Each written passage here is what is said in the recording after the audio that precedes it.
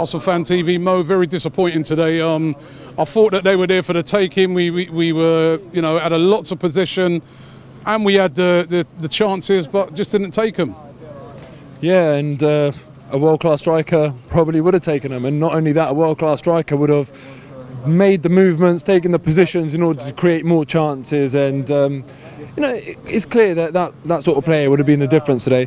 But I you know, obviously I do think we were the better team, but they had chances as well. You know, they had 2 penalty shouts, and it's very hard for us in the stands, especially when you're 100 yards away, with the Ahmed Musa one, whether that was a penalty or not. But you have to go back and look at them on TV, and they had like a real chance when Vardy was you know, in the penalty area with the ball at his feet, and Czech had already kind of committed. So do you look on this as a good point or 2 points dropped? All I know is that I look on this game as one that happens way too often, because, you know, we're coming here hoping that we can nick the win. What I want to be doing is going places and dominating teams like we used to, like I'm worried someone like Pep Guardiola is going to get City doing in the future as well. I want to come here and, you know, like with the Invincibles, I know we always go back to them, but they were a team that would stand in the tunnel and they would look at each other thinking, we know we're going to win today. I'd like to come here thinking, oh, we're going to win. And against Liverpool, I didn't think we'd win. Even again today, I didn't think we'd win.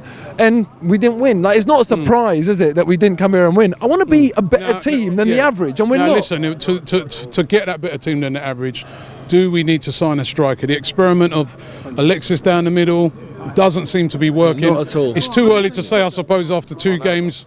But it's starting to look like we're not going to sign a striker. Yeah. And I'm not going to answer your question because it's a rhetorical question, and we all know that. You know, there was thousands of fans in the crowd that were singing the same thing, and they're not wrong. 3,000 people aren't wrong. There are a couple of people that are wrong, and unfortunately they're inside the club if they don't think we need to spend. But I'm sure they're saying that there's nobody out there of the quality that warrants, you know, spending that money. I mean, that's what they're saying. Yeah, and you know what, in fact, I'm going to retract on that, because they do know we need to spend, because they've proven it with bids for Vardy, with bids for Lacazette, and so I just hope that they know that we need to spend. They have tried, they've failed. We need someone in the club to just force this through, to make it happen, whatever it is for Lacazette. I mean, you look at Benteke, he's gone for circa £30 million, and you're telling me Lacazette isn't worth £10-15 million more than that. Do what you need to do. What really winds me up is Alexis didn't work today. It just simply didn't work. He was coming too short for the ball when we needed to stretch him a little bit, because they were playing a higher line than I anticipated, and there was room in behind. And Alexis didn't work, and what really annoys me about it, and I've said this before to you, we're trying to take something away from the team in terms of Alexis being on the left or the right in order to add to it in the middle. When you've got as much money as we've got in the bank, we don't need to take away from the team to add to it. You leave the good and you add more good. That's what we need to be doing. And also, just a bit of credit for Coquelin today, because I thought he was brilliant again. Like, he's so combative, always in the right place. And against Tottenham away last year, I remember you were giving him a lot of stick. A lot of people were giving him stick, and I said, look, he got the yellow card. Was I? Hold on. You did, yeah. I was arguing with about this. Because I don't remember, but anyway, he got a yellow card in that game against Tottenham, and then soon after he went and got the red, and everyone was going on at him and giving him a lot of stick. And I made the point, it's the first time in his career that had happened, and it's his job to be getting those yellow cards in a way. It comes with the territory.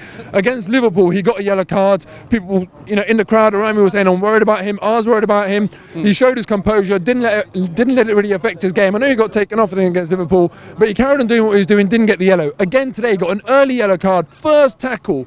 Got a yellow card, didn't let it affect his game, and got that balance right, and that shows progression, it shows learning. And often we criticise them when they do something stupid, but we don't notice these subtle learnings. So credit to Coquelin today, who I thought was brilliant, and Koscielny, how important to have him back.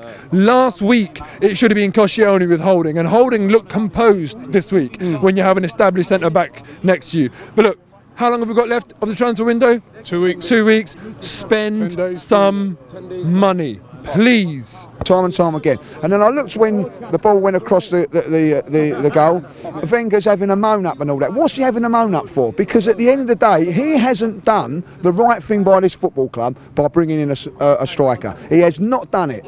£30 million we've spent on a player that we could get away with. When you look at Wiltshire, you look at Coquelin, El Neni didn't even come on today.